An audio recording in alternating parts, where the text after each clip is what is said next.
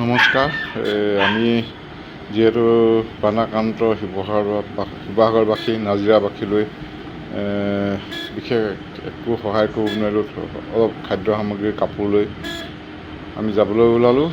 যিহেতু চৰকাৰৰ ফালৰ পৰা যিমান সহায় কৰিব লাগে সিমান আমি সহায় কৰা বুলি গম নাপালোঁ, আৰু আমি কেইজনমান লগ খাই কেনে শিৱসাগৰলৈ নাজিৰা ডিব্ৰুগড়লৈ বুলি যাত্ৰা আৰম্ভ কৰিলোঁ। ৰাস্তা কিনাৰে গৈ আপোনালোকে দেখিছে তম্বু তৰি মানুহবিলাক আছে। ইয়াতো বানৰ প্ৰকোপ পৰিছিলে। আপোনালোকে আগত দেখিবলৈ পাব ৰাস্তাত কিনাৰে কিনাৰে কেনেকৈ মানুহবিলাক আশ্ৰয় লৈ আছে। চৰকাৰে যিমান সহায় কৰিবলগীয়া আছিলে সহায় নকৰিলে, কৰিব নোৱাৰিলে না নকৰিলে সদিচ্ছাৰ অভাৱ চাগে। কিন্তু বিভিন্নজনে বিভিন্ন ধৰণে সহায় কৰিলে। সকলোকে মই ধন্যবাদ জনাইছোঁ, যোনে যেনেকৈ পাৰে। এয়া দেখিছে নহয়, ৰাস্তাত আমি নাজিৰালৈ বুলি যাত্ৰা কৰিছোঁ। সন্তক ডিব্ৰুগড় পামগৈ চাগে।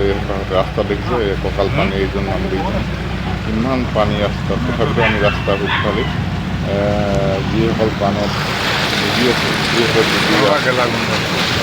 অন্য কাৰণে হাহাকাৰ কৰিব লগা আছে, তেখেতসকলে অলপ সচেতন কৰি অলপ কাপোৰ কানি লৈ যাবলৈ চেষ্টা কৰিছোঁ। সকলো ৰাইজে সহায় কৰিছে, আৰু যাতে ভৱিষ্যতেও এনেকুৱা ধৰণৰ সহায় কৰে সকলো ৰাইজৰ ওচৰত অনুৰোধ জনাম। আৰু চৰকাৰ প্ৰশাসনে আৰু যথেষ্টখিনি কৰিবলগীয়া আছে। এই পানী শুকাই যোৱাৰ পিছত যথেষ্ট সমস্যাৰ সৃষ্টি হ'ব। সেই সমস্যাৰ চৰকাৰে এইটো নাজিৰাৰ সন্তকৰ দৃশ্য। মই যিটো ভাবিছিলোঁ এয়া ইয়াত ব্যৱস্থা হৈ আছে। এয়া বন্যাক্ৰান্তৰ বাবে খাদ্যৰ ব্যৱস্থা কৰিছে। ইয়াত যিহেতু গম পালোঁ যে কিমানটা কেৰাহী আছে দেখিছেনে আপোনালোকে। ইয়াত গম পালোঁ প্ৰথম দুদিন সন্তক বাগানৰ মালিকে ইয়াৰ ব্যৱস্থা কৰিলে।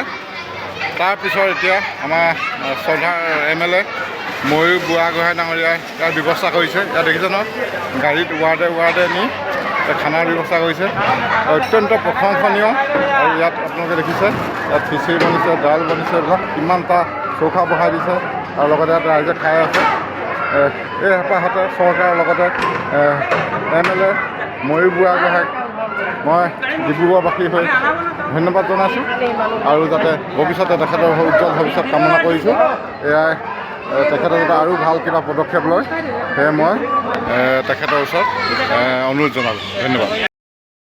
এয়া দেখিছে নহয়, এইবিলাক প্ৰথমতে হ'ল দেওবাৰে ইয়াত বান উঠিলে বোলে, আৰু মঙলবাৰে সন্তক বাগানৰ মালিকে দুদিন খাদ্যৰ যোগান ধৰিলে।